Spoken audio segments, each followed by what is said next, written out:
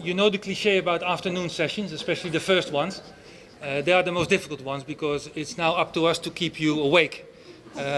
Your stomach is working. I hope your brains are also still working. So we'll do our utmost to keep you alive and kicking. And the subject of this first afternoon session should guarantee a lively debate, even I hope, with some of you in the room, because the subject is peace and journalism. Now, this morning in both of the panels, we heard several speakers making all kind of remarks or demands even on journalists and on the media and their responsibility in you know, not creating problems, but even one step further in encouraging peace and quietness. So I think it will be one of the questions that the speakers will try to answer: in how far are journalists suited to promote peace, or is their role more that of an observer and a reporter and less of a preacher?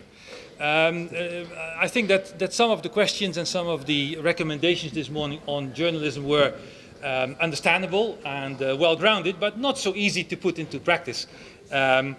Especially not in a period where, and I think we should be aware of that when we listen to the three speakers, especially not in a moment in time where media almost all over the world are in quite a dire state. There is, maybe with some exceptions, there is a growing pressure in many countries by governments on their media.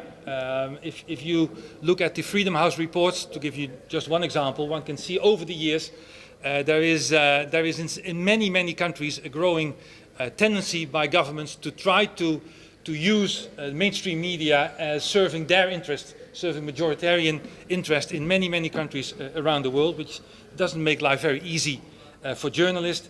There's at the same time a commercial pressure more and more by media owners, who find it more and more difficult to make money in printing newspapers or producing television programs.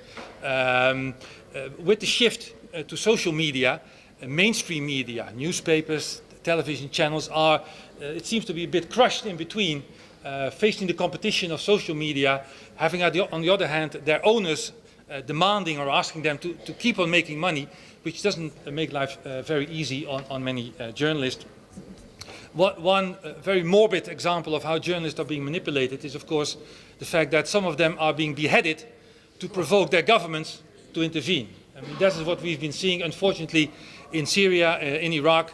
These are all examples where journalists are the victims of aggressive policies, either by their governments, by people who capture them or hijack them, or by competitors who make life difficult on them. Having said that, we will have three contributions this afternoon coming from three different countries with three different backgrounds, which I hope at the end of this session will give at least some of the answers to the questions that were asked in previous sessions, some of the demands made on journalists.